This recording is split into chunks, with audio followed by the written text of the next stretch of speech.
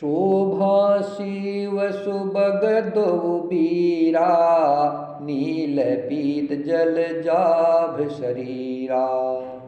मोर पंख सिर सोहत नीके, गोछ बीच बीच कुसुम कली के।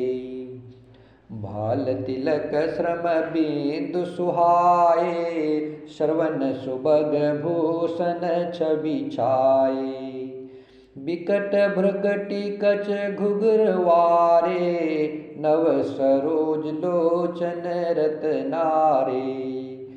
चारु चिबुक नासिका कपोला, हास विलास लेत मनु मोला।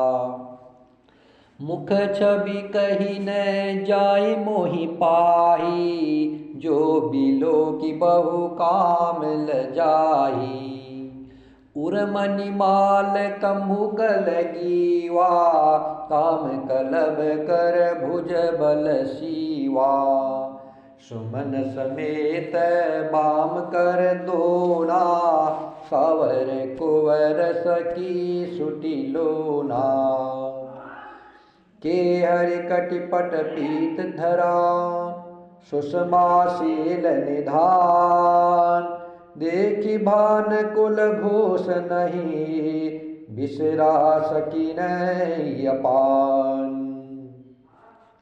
धरि धीरजु एक आली सयानी, सीतासन बोली गही पानी। बहुरी गोरी कर ध्यान करे हो, भूप किशोर देखी किन ले हो। सकुचि सिय तब नयन उघारे, सनमुख दूर गुसिंग निहारे। नखशिक देखी राम के शोभा, सुमिर पिता पनु मनु अति क्षोभा। परबस सखिन लखी जब सीता, भयउ गहरु सब कहै सभीता। पुनि आवबु एहि बेरिया काली, अस कही मन बिहसी एक आली। गूढ़ गिरा सुनि सिय सकुचानी, भयउ बिलम्ब मातु भय मानी। धरि बड़ी धीर राम उर आने, फिरि अपन पहु पितु बस जाने। देखन मिसि मृग बिहग तरु, फिरय बहोरी बहोरी। निरखि निरखि रघुबीर छवि, बाढ़य प्रीति न थोरी। श्री राम जय जय राम, श्री राम जय जय राम। श्री राम जय जय राम, श्री राम जय जय राम। जानि कठिन शिव चाप बिसुरति, चली राखी उर श्यामल मूरति। प्रभु जब जात जानकी जानी, सुख स्नेह शोभा गुण खानी।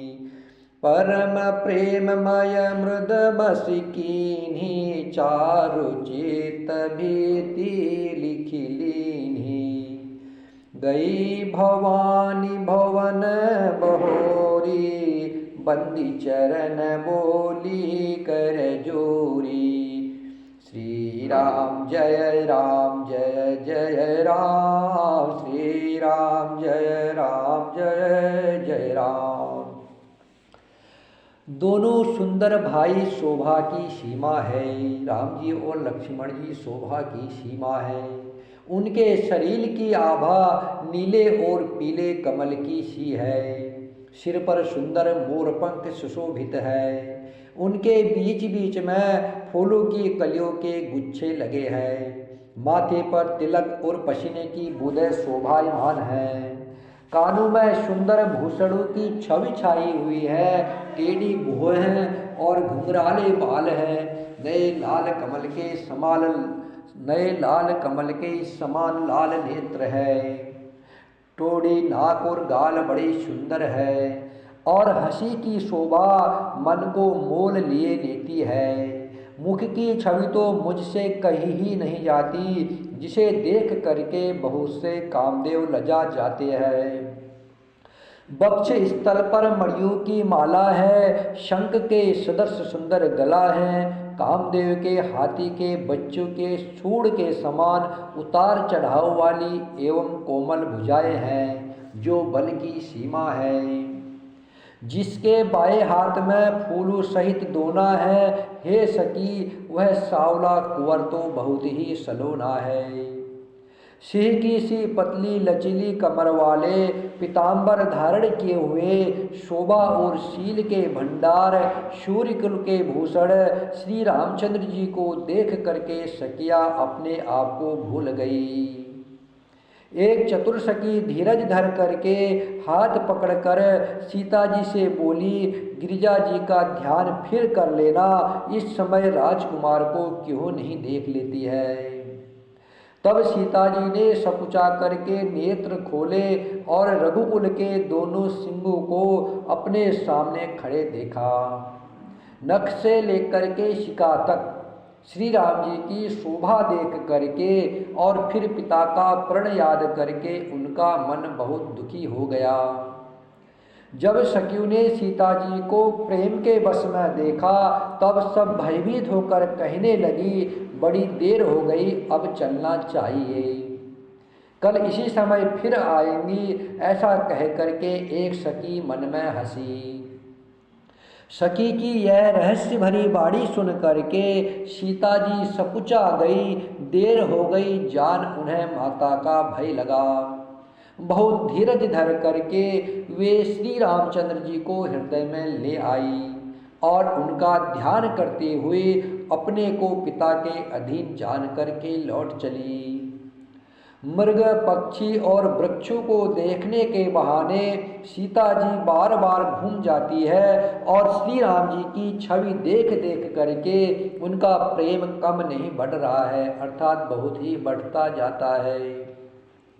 शिवजी के धनुष को कठोर जान करके मन में विलाप करती हुई हृदय में श्री राम जी की सावली मूर्ति को रख करके सीता जी चली है।